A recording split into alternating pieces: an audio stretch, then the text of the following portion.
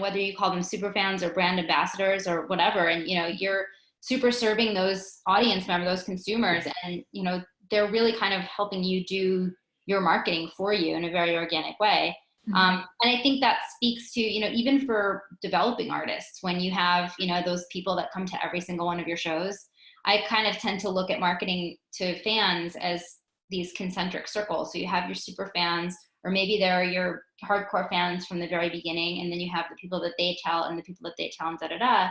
And, I think it's always really important to remember to super serve those core fans, because they'll stick with you, give them teasers of stuff first, ask for what they want to hear, engage them in your content, respond to their comments on social media, but it really goes very far.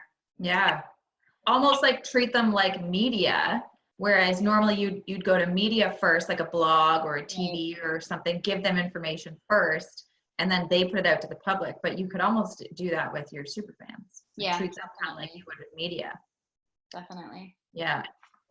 And that's how you build organic growth. It takes time, obviously, because all your super fans don't have platforms like media does, but I think it's the best way. But it's a focus. I mean, and this is a band that's been around for 20 plus years. So obviously that their super fans are going to be a lot different, and they've had like massive platforms to release their music through, commercial radio and major labels and all that. But, even when you have artists that are newer, or, just sort of strike a chord with a specific community, I think that's where, just the general topic of marketing to a specific core demographic is very important to remember. I think a lot of people, when I ask them what their music is and who it's for, they say, oh, it's for everyone.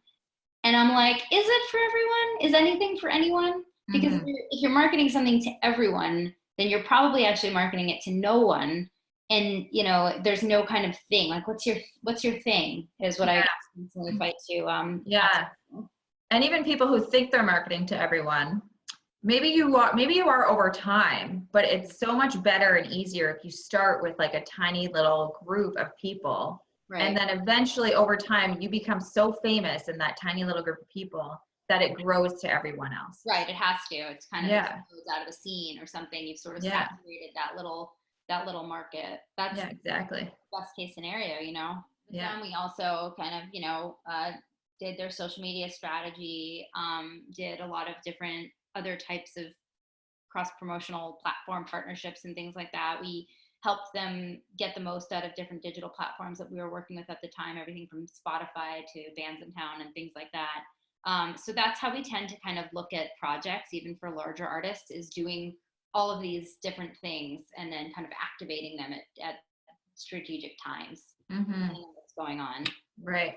And that actually also brings up another operational point, is to keep track of your anniversary dates in a calendar and have them repeat every year. Because I've actually worked for a lot of artists and a lot of companies that don't even know that this song came out 10 years ago. And then all of a sudden it will be like a month before. Right. And I've like checked a date on something and I'm like, holy shit, it's a 10-year anniversary next month. So I think if you actually get somebody, or you do it yourself, to go through all of your artist dates of whatever it is, and so you can keep track of anniversaries, and then you can partner with people like Marnie who come up with really cool marketing plans and have fun with it instead of just being like, oh, happy anniversary. Yeah, it's definitely, I mean, people are always looking for content to post on socials and things to put out, and what do I create content around? And you're right, anniversaries are a great thing. I mean, it could be, the anniversary of you going to a certain market or something like that. It could be anything, look at anything that matters to you. Yeah, exactly. Or that mattered to you on that day. Yeah.